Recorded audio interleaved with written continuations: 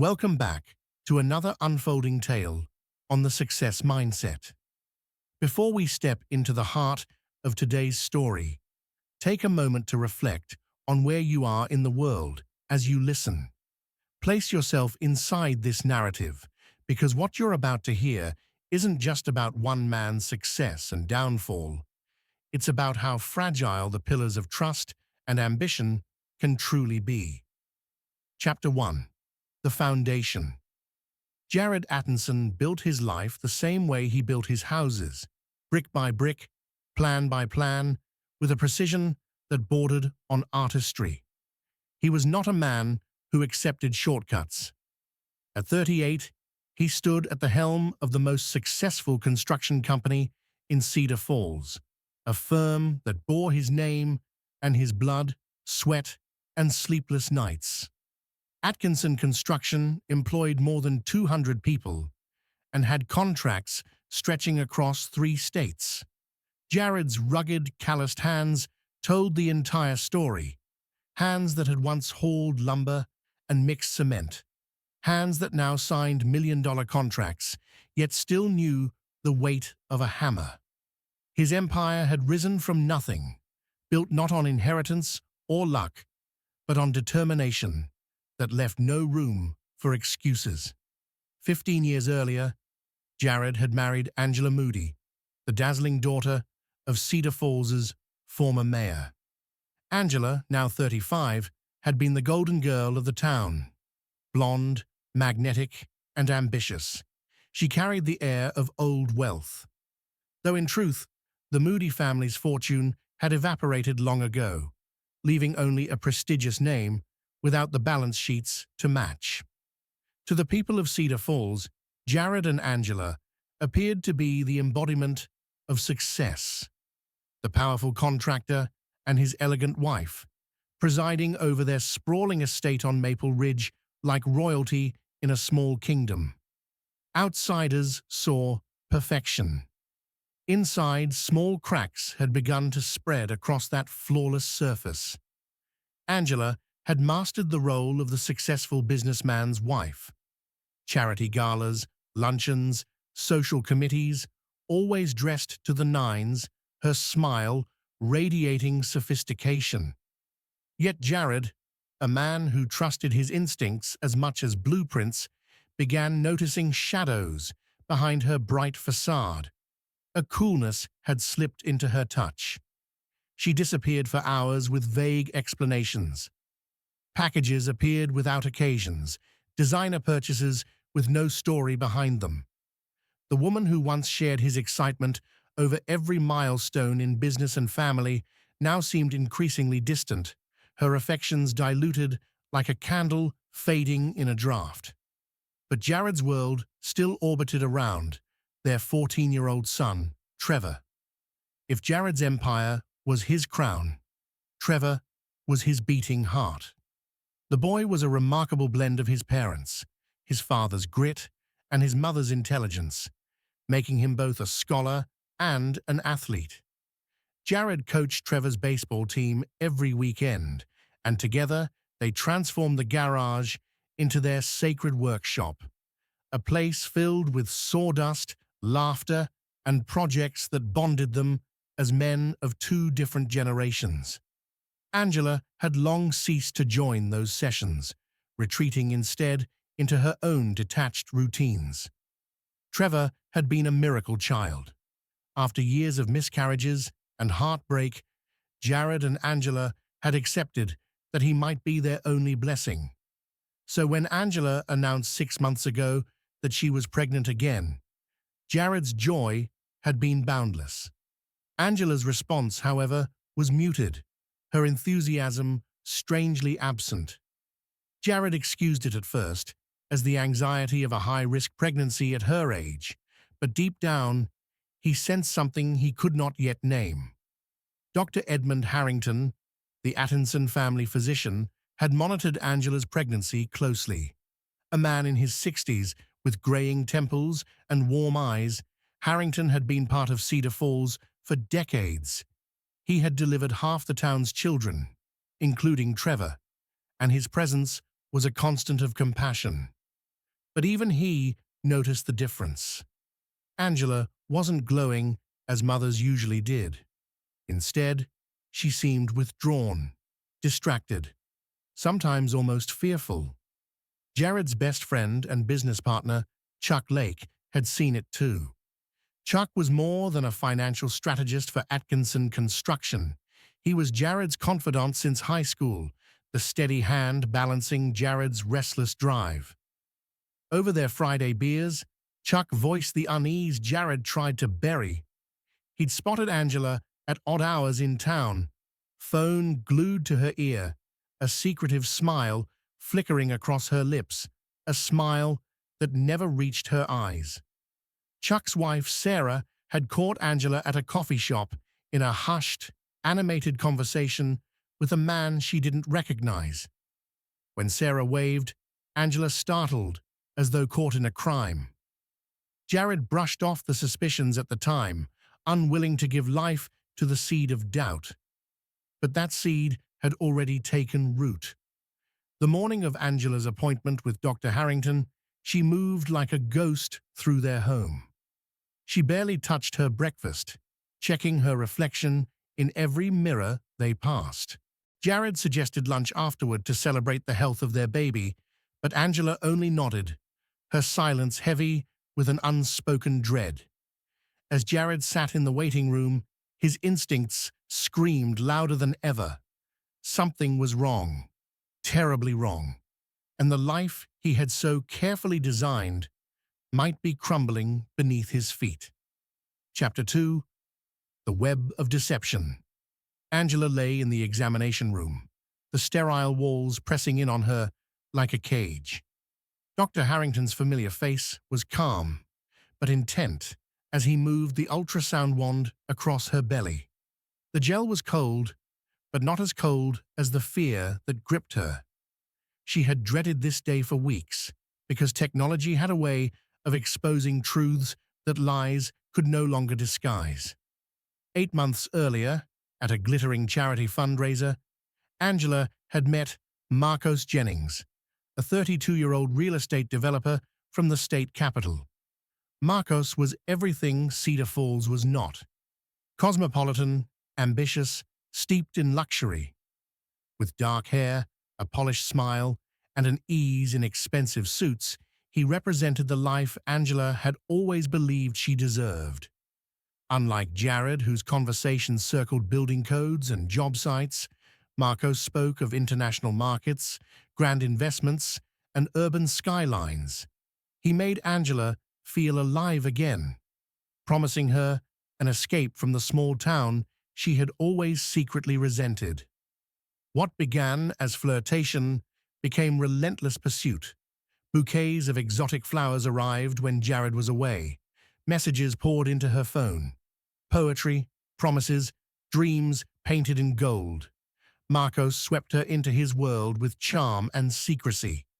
Soon, there were meetings at the Grand View Hotel, a luxury retreat 40 minutes outside town, where Angela abandoned her guilt for passion. Twice a week, she reinvented herself in that suite, surrendering to a life that was intoxicatingly dangerous. Then came the pregnancy.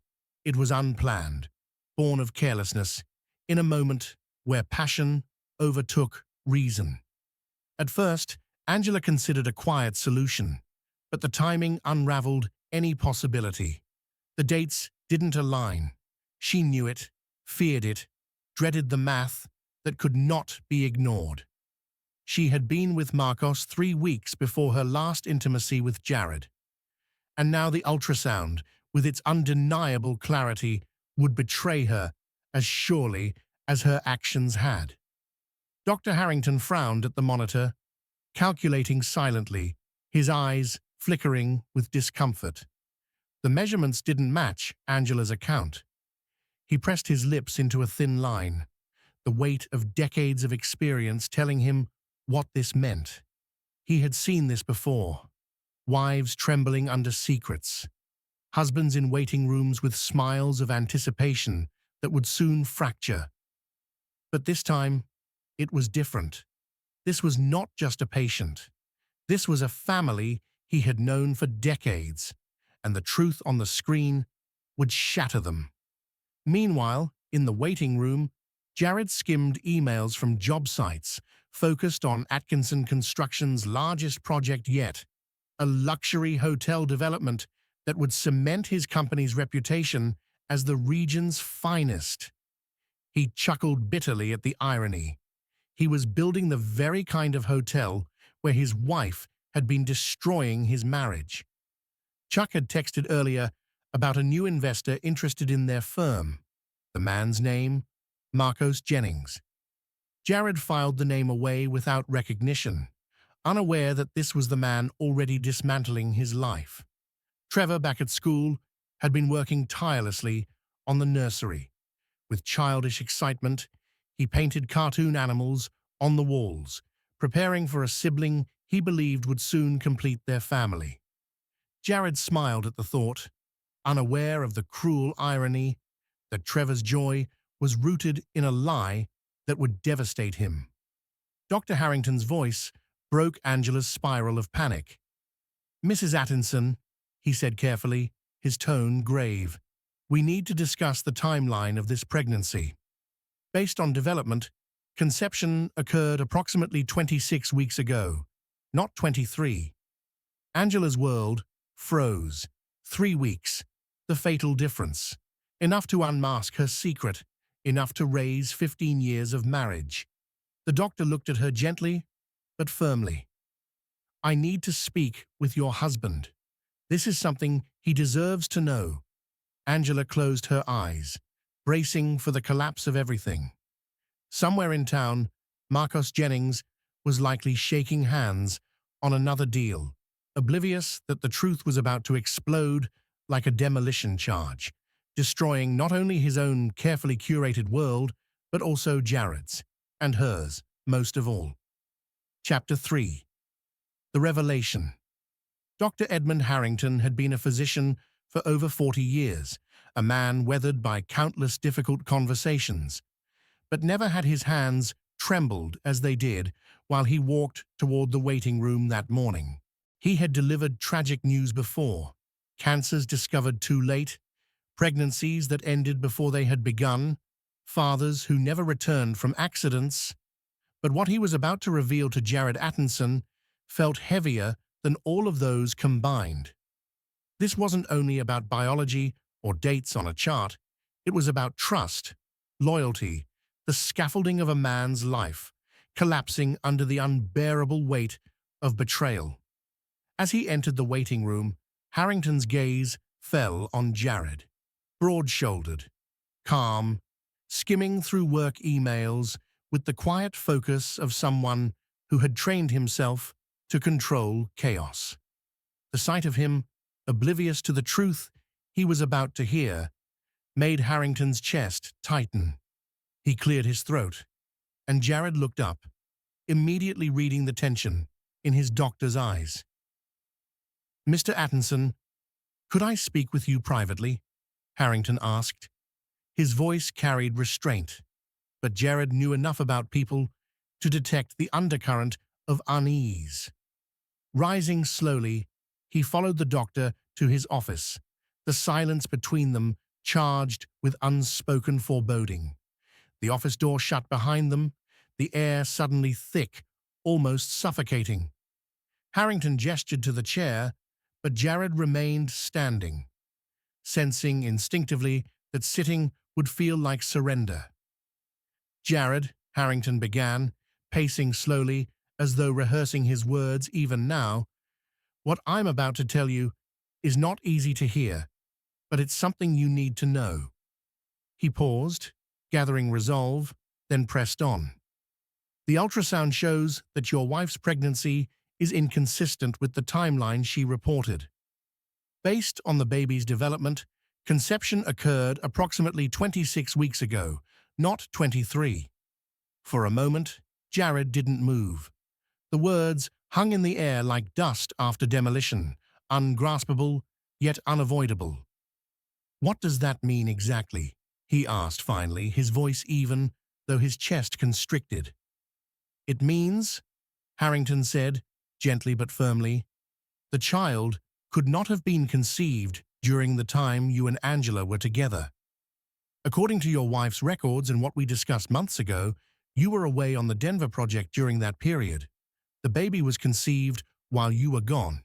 It was as though someone had swung a steel beam directly into Jared's chest. He blinked, trying to process the implications. Denver, January. 3 weeks away on what had been the most significant contract of his career, calling Angela every night, aching for her voice, thrilled at the thought of returning home. And during those nights, while he laid awake in a hotel room, dreaming of her, she had been with someone else. His voice fell to a whisper. "Are you absolutely certain?" Harrington met his gaze with the steady, sorrowful eyes of a man who had no room for doubt. "I have triple-checked the measurements. There's no question about the timing." The strength in Jared's legs faltered, and he lowered himself into the chair after all, his thoughts spiraling. Angela's strange behavior, the secretive phone calls, the cold distance in their bed, the way she had recoiled at simple kindness, it all aligned with ruthless clarity. He thought of Trevor in algebra class at that very moment, his young heart filled with excitement about being a big brother, a brother to a child that wasn't his sibling. The injustice, the cruelty of it, made Jared's jaw clench until his teeth ached. "What do I do now?" he asked, more to himself than to the physician. "That's not for me to say," Harrington replied softly. "But Jared, you are a good man. You deserve better than this. Whatever path you choose, you need to protect yourself and Trevor first." Those words echoed in Jared's ears as they walked back toward the examination room.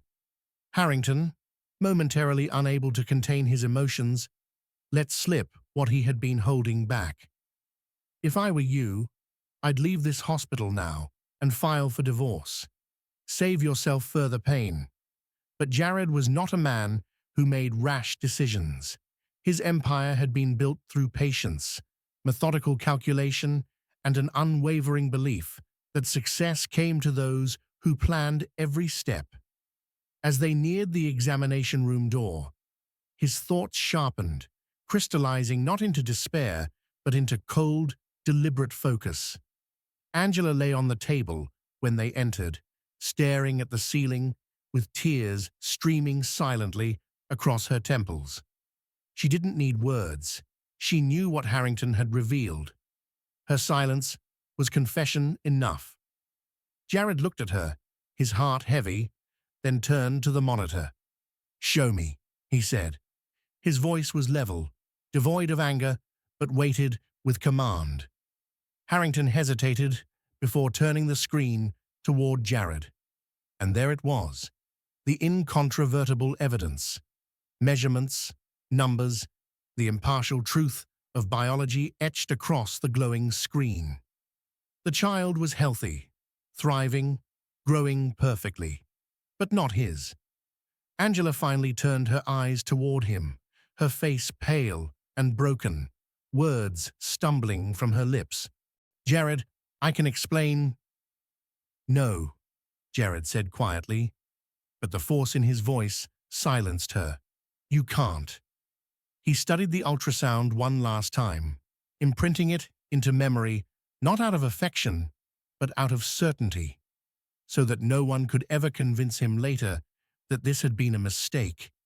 He then looked at Angela, his wife of 15 years, the mother of his son, the partner who had shared his dreams, and realized that in one reckless choice, she had destroyed everything.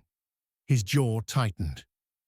"We're going home," he said, with an eerie calm. "We're going to have a conversation, and then you're going to tell me exactly who he is." Angela's face drained of all color. She opened her mouth, but no words came. Jared turned to Harrington. "Send me everything. Copies of the ultrasound, the measurements, the timeline, all of it. Thank you for telling me the truth." The drive home was a silence, filled not with grief, but with calculation. Angela wept softly beside him, but Jared's mind was already moving beyond betrayal. The pain had registered, burned through him, and now transformed into something else. Focus, resolve, purpose. He had learned to succeed in business by treating obstacles as projects, and now he applied the same principle here. His wife's infidelity was no longer just a personal wound. It was a project to dismantle. And unlike any construction he had ever undertaken, this demolition would be personal, permanent, and devastating. Chapter 4. The Hunter's Patience. That evening, while Angela retreated to their bedroom claiming a headache and Trevor sat in his room working on homework, Jared entered his office. The walls were lined with plaques, photos of ribbon-cutting ceremonies, awards for business excellence, and framed family portraits that suddenly felt like fraudulent advertisements. He sat at his desk, opened his laptop, and began what he did best: meticulous research. The first name he typed was Marcos Jennings. It didn't take long. The internet delivered pages of information about Cedar Falls' newest wolf in polished clothing. Jennings' development group had a slick, modern website with glossy images of luxury condos and upscale office complexes. Marcos's face appeared everywhere, smiling confidently beside headlines about visionary real estate projects. Jared stared at the photo: gleaming teeth, tailored suits, the kind of shallow handsomeness that belonged to men who had never held a hammer. To Jared, it was the face of rot disguised as charm. On LinkedIn, Jared confirmed the connection. Marcos had attended the same charity fundraiser Angela had organized months earlier. Social media revealed a man intoxicated by attention, posting photos from yachts, exclusive clubs, and international trips. But Jared's digging uncovered more than vanity. Marcos was married to Samantha Jennings, a formidable attorney in the state capital. They had twin daughters, 10 years old, and a sprawling million-dollar home in the city's wealthiest neighborhood. The irony cut deep. While Marcos was dismantling Jared's family, he was also betraying his own. Over the next week, Jared cloaked himself in routine while waging a secret war of intelligence. He told Chuck that Angela's pregnancy required rest, explaining her absence from social events.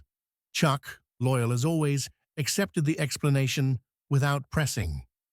Behind the mask, Jared hired a private investigator, Paul Hines, a former police detective with a reputation for discretion and precision. Paul specialized in infidelity cases, and within 3 days, he had gathered evidence that turned Jared's suspicions into undeniable truth. Photographs captured Angela and Marcos entering the Grandview Hotel at least twice a week. Time-stamped receipts showed room payments from Angela's joint account. Surveillance revealed gestures, embraces, moments of passion that shredded the last illusions Jared might have clung to. Angela had claimed she was shopping, visiting her sister, or running errands. In reality, she was 40 minutes away, in a luxury suite, weaving lies as easily as she once wove charity invitations. The evidence was damning, but Jared wanted more than proof. He wanted comprehension of the full scope of betrayal. He discovered through Paul's work that Marcos had been planning to leave his wife. The plan was calculated. Angela would file for divorce immediately after, armed with a high-asset attorney. Marcos would welcome her and the baby into the capital, where Jared's fortune, halved by divorce, would bankroll their new beginning. Angela's betrayal was not just physical. It was strategic, premeditated, and mercenary. Every detail landed like another nail in a coffin. Jared watched Trevor work tirelessly on the nursery, his son's innocent joy breaking his heart. It fueled his resolve.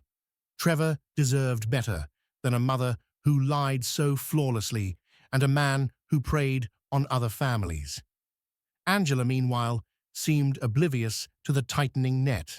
She continued her charade, speaking casually about paint colors for the nursery, asking Jared's opinions with a voice that made him sick. She believed she was safe inside her performance.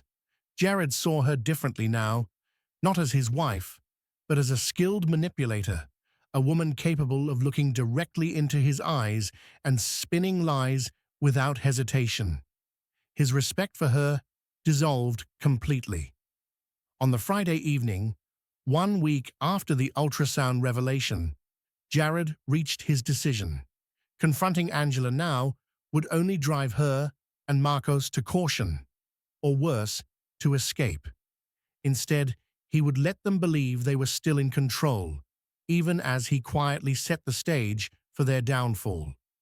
He would not only expose them, he would ensure the consequences rippled far beyond what either had imagined. As he sat in his office, reviewing Paul's latest dossier, a strange calm settled over him. For the first time in weeks, he felt the familiar thrill of a project perfectly conceived. He had spent his life constructing dreams for others. Now he would orchestrate destruction for those who had wronged him. Angela and Marcos had made a grave mistake.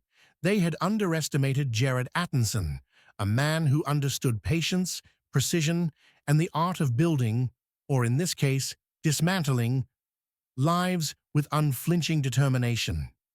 The hunting season had begun, and Jared Atkinson had never missed his target. Chapter 5. The Trap. 2 weeks after the devastating revelation in the doctor's office, Jared Atkinson was ready. Those 14 days had been filled with meticulous planning, the same relentless attention to detail that had once built towering structures now bent toward dismantling human lives.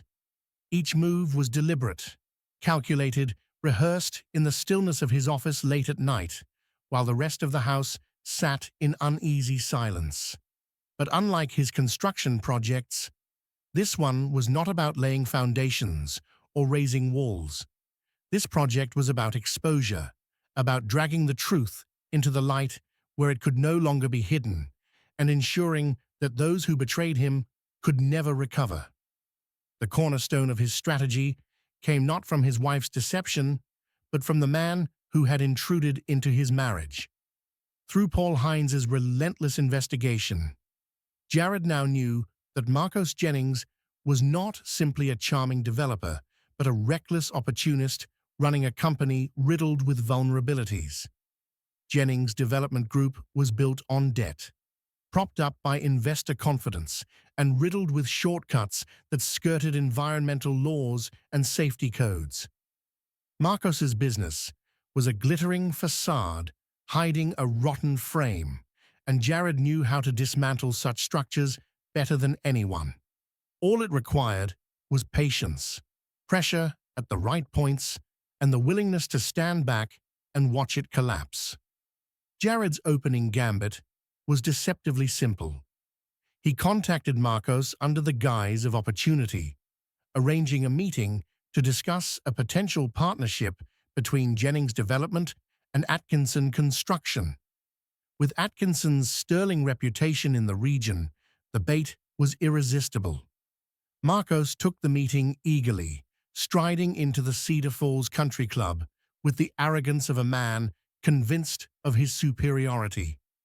He drove up in a spotless BMW, stepped out in a suit that probably cost more than most tradesmen made in a month, and carried himself with the smooth confidence of someone accustomed to easy victories. He extended his hand with a broad smile. "Jared, I've heard remarkable things about your company. I think we could do incredible things together." Jared shook his hand, noting the softness of his skin, the unmarked palm of a man who had never lifted a beam, never swung a hammer, never known the weight of labor. He kept his tone cordial, masking the disdain in his chest. I'm always interested in collaborating with ambitious developers, Jared replied evenly. Tell me about your projects. Over lunch, Marcos spoke with theatrical enthusiasm, gesturing grandly as he described his latest developments. His words dripped with self-importance, and in his eagerness to impress, he revealed far more than he should. He bragged of creative shortcuts, of how he massaged environmental impact studies, of the officials he had persuaded with favors to look the other way on inspections. He thought himself clever, sharing secrets as if with a confidant who would one day join him in his schemes. Jared nodded thoughtfully, asked measured questions, and all the while, his phone in his pocket recorded every damning word. By the end of the meal, Jared had secured invitations to tour several of Marcos's active sites. To Marcos, it was the natural next step in courting a potential business ally. To Jared, it was the tightening of the snare. Over the following week, he walked those sites with practiced eyes, cataloging every violation, every safety hazard, every corner cut in pursuit of profit.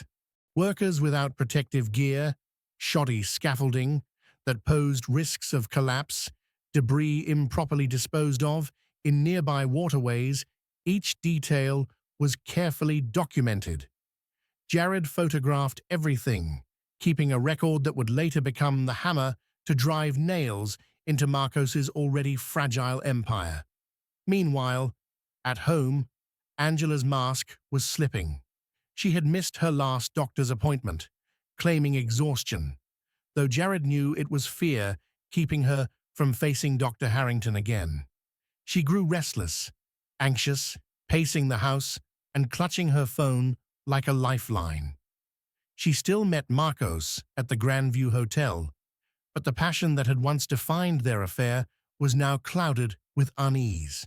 Her instincts told her that something was wrong, that Jared knew more than he revealed, but Marcos brushed off her concerns. He's a simple contractor, Marcos reassured her with his trademark smirk. He builds houses. He doesn't play games at our level.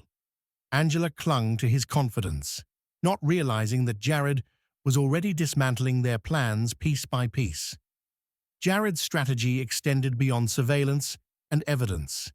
He began securing his assets with the same precision he once reserved for contracts. Working with his longtime attorney, Jeffrey Dunn, he quietly restructured Atkinson Construction's ownership, locking down properties, accounts, and investments.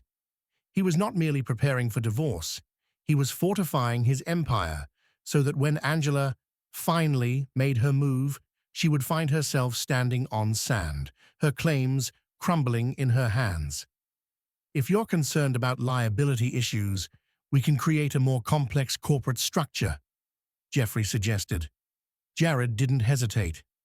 Do it, he said. Everything. My business, the house, Trevor's college fund, protect it all.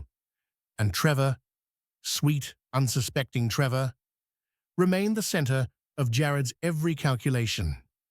The boy spent evenings in the half-painted nursery, sketching murals of cartoon animals with a care that mirrored his father's precision.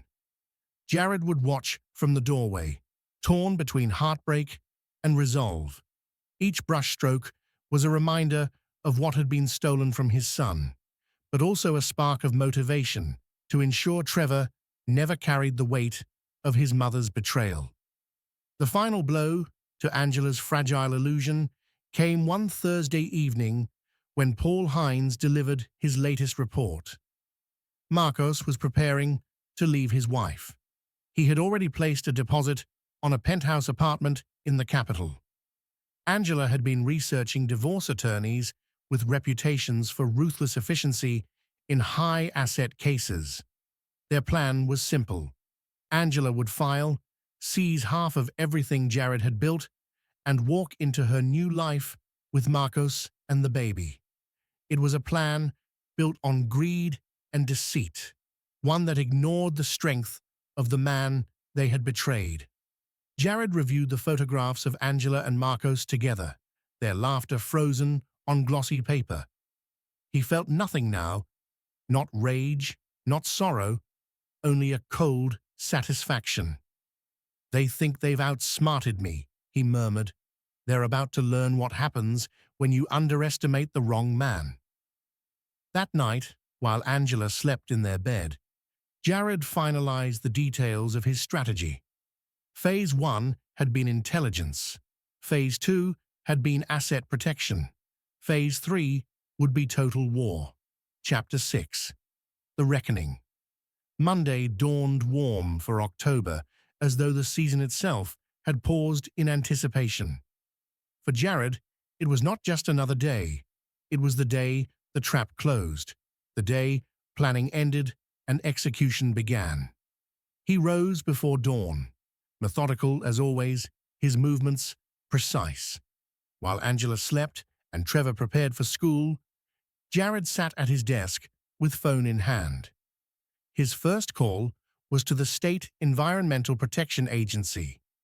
Calmly, with the demeanor of a concerned citizen, he reported the violations he had documented at Marcos's sites. He provided dates, photographs, recorded statements, and details so exact they could not be ignored. By the time he hung up, the gears of government were already turning toward investigation. His second call was to the Internal Revenue Service. Marcos's arrogance had betrayed him during their lunch, where he had boasted of creative tax strategies that skirted legality. Jared had recorded every word. Now he handed those details to the one agency that could bring even the wealthiest men to their knees. Fraud was a crime the IRS never ignored, especially when evidence arrived in neat, undeniable packages. The third call was the most personal. He dialed Samantha Jennings. He had debated whether to involve her, but in the end, honesty demanded it. "Mrs. Jennings, my name is Jared Atkinson," he began, his voice steady but firm. "I have information about your husband. He's been having an affair with my wife, and they're planning to leave their families. I thought you deserved to know." There was silence on the other end, heavy and disbelieving. Then Samantha spoke, her voice sharp, professional, even in its shock. "What kind of information?" "I have documentation, photos, receipts, messages, and proof that my wife's pregnancy is the result of their relationship." They agreed to meet that morning. At a quiet coffee shop near her office, Jared laid out the evidence across the table. Surveillance photographs, hotel receipts, transcripts of messages, even ultrasound reports with timelines that told a story no one could deny. Samantha Jennings was a woman of steel. Though her eyes glistened with betrayal, her voice remained controlled. She leafed through the papers with the practiced eye of an attorney. "This is airtight," she said, her tone both impressed and devastated. "You've essentially built a case that leaves no room for denial." "That was my intention," Jared replied. "They believe they're going to take half of everything I've built. They think they'll walk away clean." "Not if I file first," Samantha said. Her eyes hardened. "I've been gathering suspicions of my own, but this gives me everything I need. Full custody of my daughters, a forensic accounting of his finances, asset freezes. He won't have the chance to escape for the next hour." They strategized together, two betrayed spouses aligning their efforts with surgical precision. Samantha promised to file before the day was out, and Jared promised her every shred of evidence he had collected.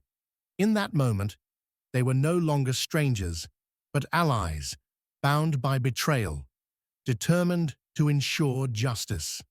While this alliance was forming, Angela sat in Dr. Harrington's waiting room for a rescheduled appointment. Her hands trembled against the fabric of her purse, her mind spinning with flimsy excuses to explain away the timeline discrepancies. She rehearsed half-truths and outright lies, but none could withstand the weight of science. Across town, her carefully woven future was already unraveling, though she didn't yet know it. By noon, Jared returned home.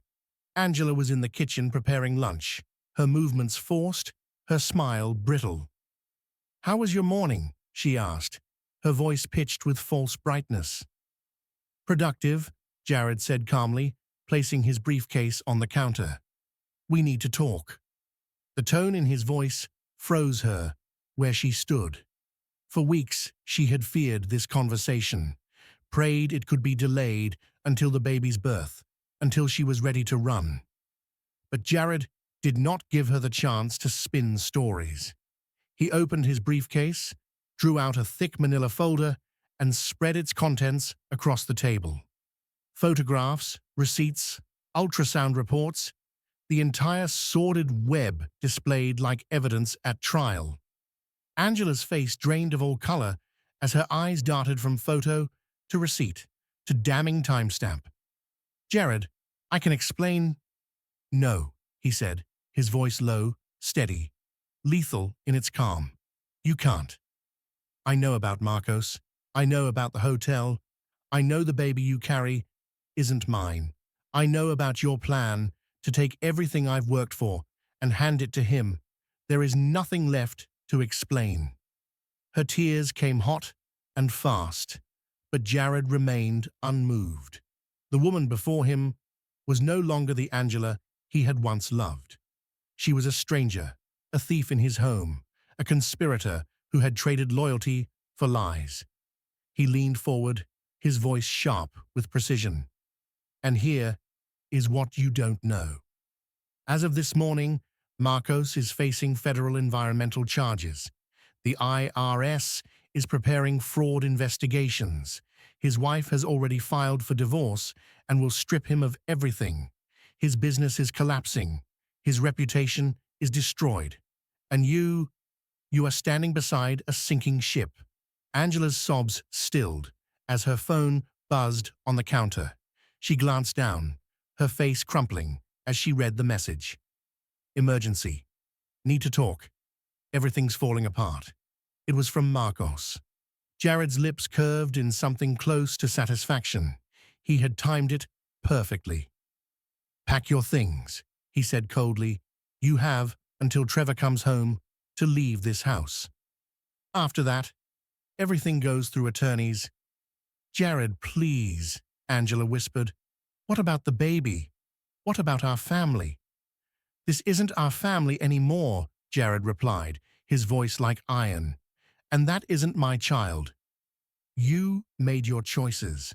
Now you'll live with the consequences." The moment Angela saw the text from Marcos, words filled with panic rather than passion, she knew the life she had bet everything on was already in ruins.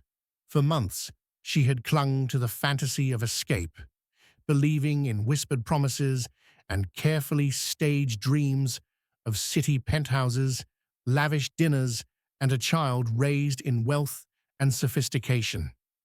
But now, the cracks in that illusion had burst open. Marcos wasn't a savior. He was just another man, trapped by his own arrogance, undone by the very flaws he had always pretended didn't exist. Jared stood in the kitchen, arms crossed, eyes steady, watching her break. He felt no triumph in the sight, no joy in her tears, only clarity. The woman before him was the architect of her own destruction. He had simply accelerated the collapse. As Angela sank into a chair, shoulders trembling, Jared turned away. He had already spent too many hours of his life loving a woman who could lie to him without hesitation. Now his time was devoted to Trevor and to ensuring that neither Angela nor Marcos would ever again have the power to endanger his family's stability. He retreated to his office, phone in hand, his mind already mapping the next steps. He called Jeffrey Dunn to confirm the asset protection measures were finalized. He called Paul Hines to ensure surveillance evidence had been duplicated and secured. He even placed a quiet call to Chuck, his lifelong friend, who had been kept mostly in the dark.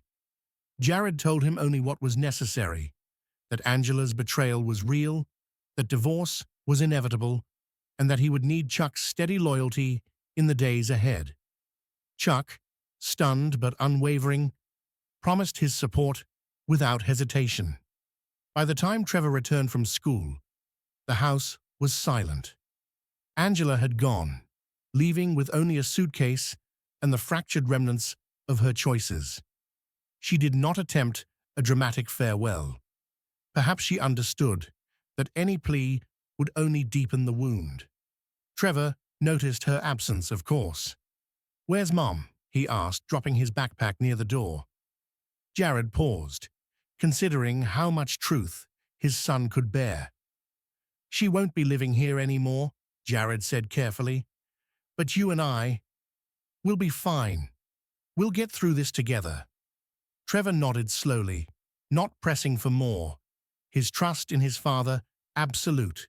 In that moment, Jared realized that Angela's betrayal, as devastating as it was, had given him something she never could: a bond with his son, forged in absolute honesty. That night, after Trevor went to bed, Jared returned to his office and stared at the evidence spread across his desk. Photographs of Angela and Marcos, receipts stained with lies, ultrasound measurements that spoke louder than words. He collected them methodically, sliding each piece into a folder. Phase 3 of his plan was not about rage, it was about justice. He had no intention of shouting or begging. Instead, he would dismantle his enemies with the same patience and precision that had made him a master builder. By midnight, every step had been set in motion. The trap was sprung, and all that remained was to watch the dominoes fall. Chapter 7. The Domino Effect. The speed of the collapse stunned even Jared. Within 24 hours of his confrontation with Angela, the lives of both betrayers began unraveling with merciless efficiency, proving what Jared had long believed, that dishonest people rarely confined their deception to a single corner of their lives. The rot spread everywhere, and when exposed to light, it consumed them completely. The first blow landed on Tuesday morning when federal agents arrived at Jennings Development Group's headquarters. Acting on Jared's detailed report, the State Environmental Protection Agency had partnered with federal investigators to conduct a raid. The sight was almost theatrical. Agents in dark jackets carrying boxes of files, computers hauled into vans, workers ushered out of the building under stern orders. News cameras captured the commotion, and by noon, the capital's Business Journal ran its headline: "Prominent developer faces federal environmental charges." The article laid out allegations of illegal dumping, fraudulent permits, and safety violations that placed entire communities at risk. Marcos's carefully curated image of polished success cracked under the weight of reality, and investors began calling their attorneys. The second blow came that very afternoon, when Samantha Jennings filed for divorce. She had wasted no time, and her petition was more than a personal statement. It was a legal assault. Armed with Jared's evidence and her own documentation, she requested full custody of their twin daughters, emergency asset freezes, and a forensic audit of all company finances. In one calculated move, she positioned herself to take nearly everything Marcos valued. When the petition hit the courthouse, word spread like wildfire among the city's legal community. By evening, Samantha's filing had become public record, and Marcos's colleagues and competitors alike knew that his empire was disintegrating on every front. Angela, meanwhile, was adrift. She had checked into a hotel, her hands shaking as she dialed Marcos repeatedly, desperate for reassurance. But reassurance never came. When he finally answered late that evening, his voice was stripped of its usual confidence. "Everything's ruined," he admitted flatly. "The feds have seized records. Samantha froze our accounts. Investors are pulling out. I don't know how this all collapsed so fast." "Jared happened," Angela whispered bitterly, the weight of realization crashing over her. "He knew everything. He's been planning this for weeks." Marcos was silent for a long moment, then asked, his voice thin with disbelief, "What do you mean he knew everything?" She explained the ultrasound, the doctor's revelation, Jared's quiet distance, the evidence gathered by a private investigator. As she spoke, Marcos realized with dawning horror that the simple contractor he had dismissed was in fact a strategist more ruthless than he had ever encountered. Jared hadn't just reacted, he had orchestrated their downfall with a precision that would shame any corporate tactician. Marcos tried to rally. "We need to figure this out. Maybe we can still—" "There is no we anymore," Angela cut in, her voice breaking. "You're losing everything, and I'm pregnant with your child. How exactly are you going to take care of us now?" The silence that followed told her all she needed to know. Marcos, the man she had gambled her family on, had no answers. He hung up, leaving Angela alone in the sterile confines of her hotel room, staring at the evidence of her own ruin. She realized bitterly that she had traded a man of strength and loyalty for one who crumbled at the first sign of adversity. By Wednesday morning, the collapse accelerated. The IRS announced a full audit of Jennings Development Group, citing evidence of fraudulent deductions and tax manipulations. 3 major investors immediately withdrew from Marcos's projects, citing loss of confidence in his leadership. His attorney informed him bluntly that bankruptcy was inevitable, perhaps within 60 days. To Angela, this news was catastrophic. Her sister Muriel refused to let her stay in her home, appalled at Angela's betrayal of Jared. Even her parents, once proud of their daughter's high society marriage, offered nothing but cold condemnation. For a woman who had once basked in Cedar Falls' admiration, Angela now found herself an object of shame and gossip. Jared, meanwhile, observed the unraveling from a distance, ensuring each domino fell exactly as planned. Chuck proved invaluable, spreading the truth of Angela's affair with surgical precision throughout Cedar Falls' close-knit business community. Word spread swiftly, and by Wednesday evening, everyone who mattered knew the story. Far from sympathy, the town rallied around Jared, praising his composure and condemning Angela's betrayal. Her name, once gilded with the Moody family prestige, was now synonymous with deceit. At home, Trevor sensed the changes, but processed them with a maturity that surprised even Jared.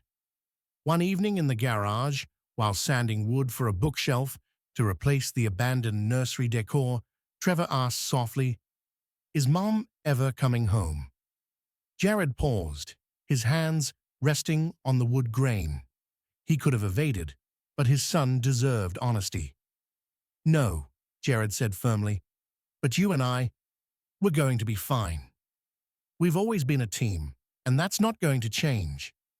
Trevor nodded, eyes downcast, then whispered, "I was really excited about being a big brother." Jared set his tools aside, placed a hand on his son's shoulder, and met his gaze. "You'll be a great big brother someday, Trevor. Just not this time. None of this is your fault." By Thursday, the final nail was driven into Marcos's coffin. Paul Hines delivered evidence that made everything else pale by comparison: embezzlement. Marcos had been siphoning funds from investor accounts to finance his affair with Angela. The luxury suite at the Grandview Hotel, the designer gifts, Even Angela's shopping sprees had all been paid for with stolen money. The revelation was devastating, not just morally, but legally. Within hours of Paul's evidence reaching investigators, warrants were issued. That evening, as cameras rolled, federal agents led Marcos Jennings out of his office in handcuffs.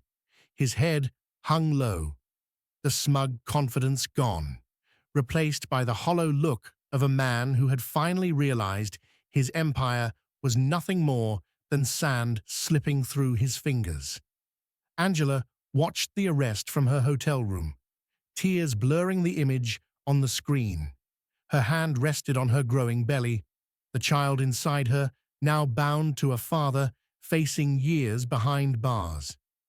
The man she had believed would deliver her into a life of luxury had instead shackled her to poverty, scandal, and shame. She understood, finally, the depth of her mistake. Not just betrayal, but miscalculation. She had abandoned a man of integrity for one of weakness, and now she would pay for that choice every single day. By Friday evening, exactly 1 week after Jared had confronted Angela, he sat in his office reviewing the outcome of his campaign. The files lay before him like trophies of war, evidence delivered, charges filed, reputations destroyed. Marcos was in federal custody, facing crimes that would likely keep him locked away for a decade. His company was bankrupt, his assets seized, his reputation unsalvageable.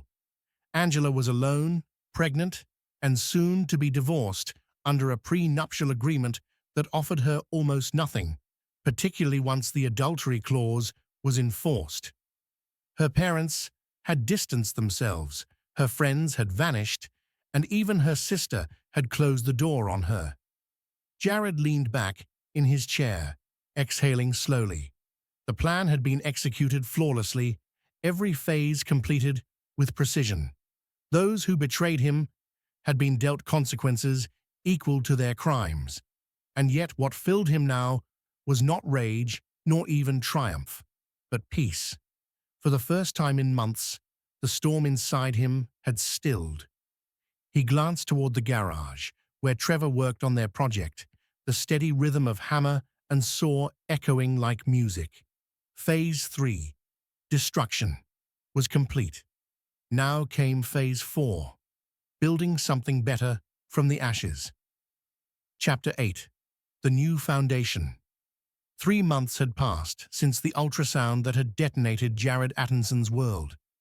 Winter had arrived early in Cedar Falls, and the town, now blanketed in snow, seemed to wear its purity like a veil, as though covering the scandal that had dominated every conversation only weeks before. The rhythm of daily life had returned, but nothing was the same for those at the center of the storm. Jared, once a man driven by routine, now carried himself with a lighter step, not because the burden had lessened, but because he had accepted the truth. The destruction was behind him. What remained was reconstruction, an endeavor he understood better than anyone. Marcos Jennings was gone, swallowed by the justice system he had thought himself clever enough to outwit. 7 years in federal prison for embezzlement and environmental crimes, his conviction swift and merciless, built on the mountain of evidence Jared had so carefully delivered. The once polished developer had traded bespoke suits for prison uniforms, his smug grin replaced by the lined face of a man aging under fluorescent lights and iron bars. His twin daughters lived with Samantha, who had relocated them out of state, determined to give them a life free from their father's legacy.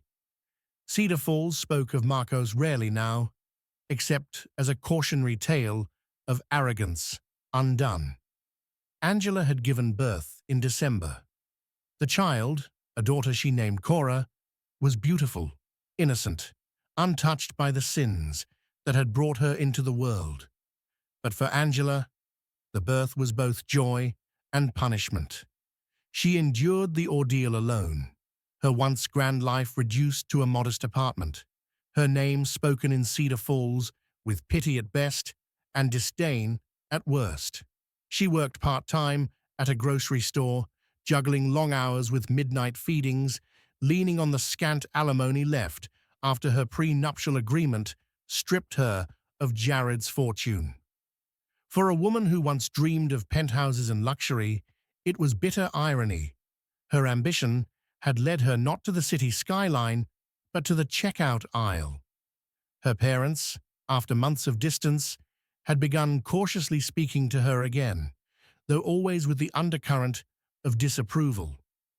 Angela's world was smaller now, harder, but perhaps more real than it had ever been. Jared, by contrast, thrived. The divorce had finalized in January with efficiency that surprised even him. Thanks to Jeffrey Dunn's legal mastery, Angela received little, her adultery voiding most protections. Jared retained his company, his home, and most importantly, his son.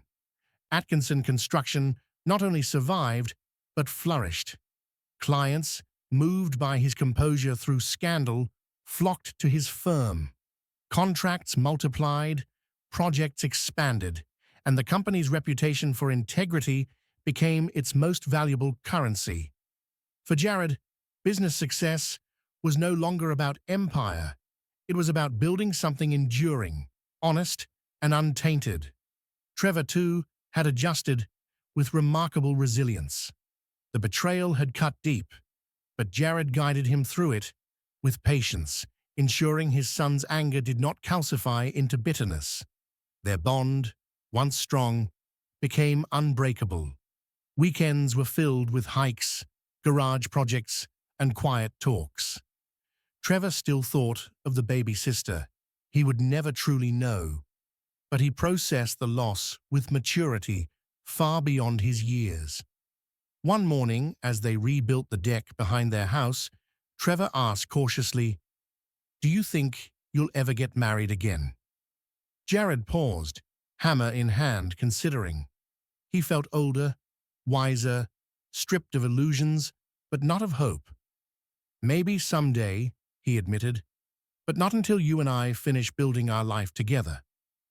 We're already a good team." Trevor smiled, the kind of smile that told Jared everything he needed to know. His son's trust was his greatest foundation. Chuck and Sarah Lake became constants during this period of rebuilding. Chuck, ever loyal, had stepped into the role of confidant and business partner with renewed vigor, handling contracts with the diligence of someone protecting not just a company, but a friend. Sarah, meanwhile, took Trevor under her wing, ensuring he felt the warmth of community even as his family fractured. Cedar Falls was a small town, but its people had rallied to Jared's side, making it clear that betrayal would not define him. Jared's personal growth paralleled his business expansion. He joined the school board, advocating for programs that supported children from broken homes. He launched a scholarship fund in Trevor's name, helping students pursue trade schools or colleges. He became more visible in his community, not as a wealthy contractor, but as a man who had endured devastation and emerged stronger. Each decision was deliberate, each action a brick in the new foundation of his life. Angela, for her part, began to change too. Though the price was steep, the collapse stripped her of entitlement. She worked hard at her modest job, cared for Cora with devotion, and attended counseling to untangle the decisions that had led her here. On rare occasions, she crossed paths with Jared in town. Their exchanges were polite but brief, the heat of anger replaced by the chill of distance. Jared no longer hated her. What remained was pity, tinged with the certainty that she would never regain what she had squandered. Trevor eventually asked to meet his half-sister, and Jared, after careful thought, allowed supervised visits. The boy was polite, but guarded, curious, yet distant, treating the baby with kindness while keeping Angela at arm's length. He had inherited his father's sense of loyalty and integrity, and while he extended basic decency, his heart remained firmly aligned with Jared. Angela, to her credit, accepted this without protest, knowing she had forfeited her place in his life long ago. As spring melted into summer, Jared reflected often on the strange blessing hidden within the devastation. Betrayal had nearly destroyed him, but it had also freed him from illusions, from a marriage built on lies, from the quiet erosion of trust that had been poisoning his life for years. Standing on his rebuilt deck one evening, watching Trevor toss a baseball into the air, Jared felt something he hadn't in years: complete contentment, not with the life he had imagined, but with the life that remained. His foundation was solid again, built not on appearances, but on truth. Chapter 9. Justice Served. 2 years after the ultrasound revealed Angela's deception, Cedar Falls had woven the saga of the Atkinson family into its collective memory. The story was told in hushed tones at church gatherings, over coffee at diners, in whispered warnings to young couples about the dangers of betrayal. It had become legend, not because of scandal alone, but because of how it ended, with justice, dignity, and renewal. Marcos remained behind bars, his sentence whittled down slightly for cooperation, but still long enough to erase the prime of his life. Reports from Samantha suggested he had adapted to prison, even becoming a model inmate. But in Cedar Falls, his name carried only one meaning: the man who had underestimated Jared Atkinson. His daughters, now thriving under Samantha's care, had built new lives far from the shadow of their father's mistakes. Angela's journey was slower, marked by hardship and humility. She worked her way up at the grocery store, earning a promotion to assistant manager, a modest role that nonetheless symbolized progress.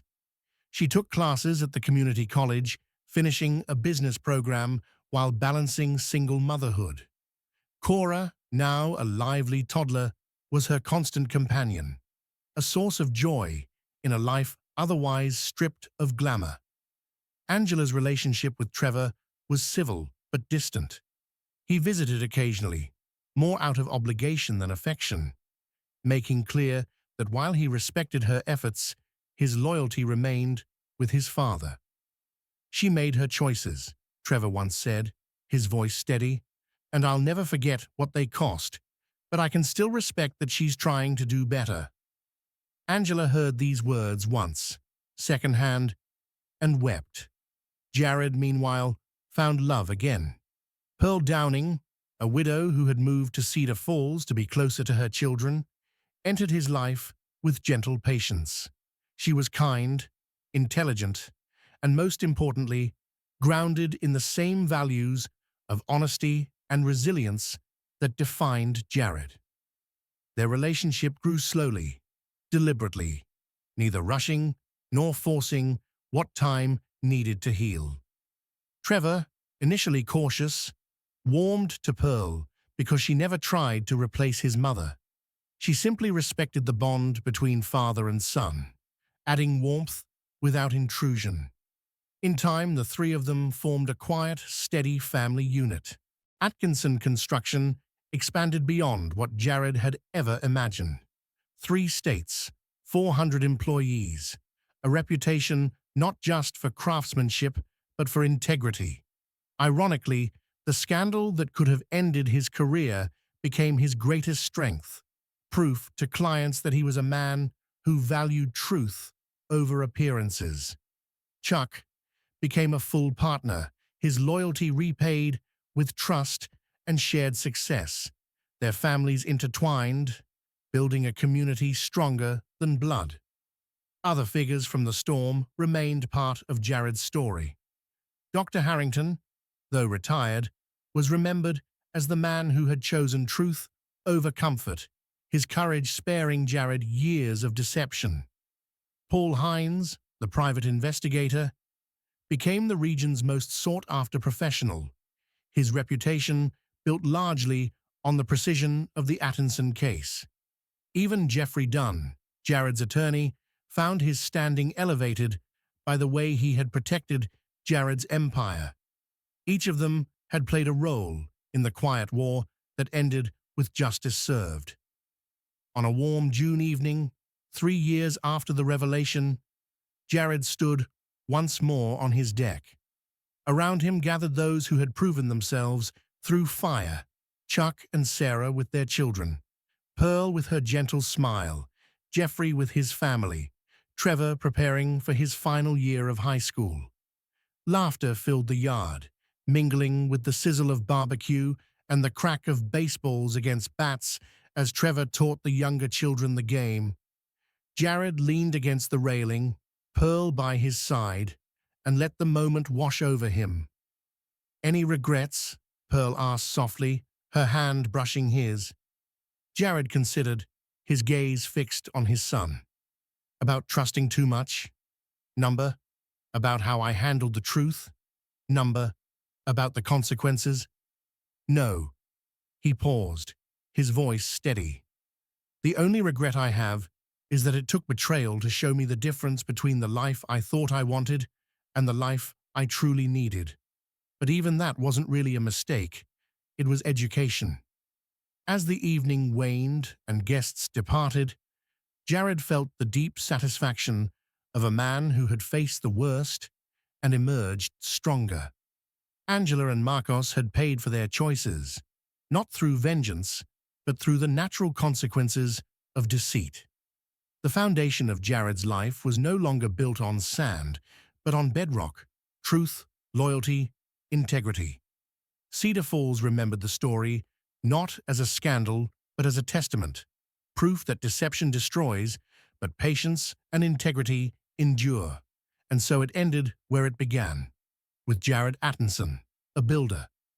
Only now, he was not just the builder of homes, but of a life reconstructed from ashes, a man who had learned that the strongest foundations are forged not in comfort, but in fire.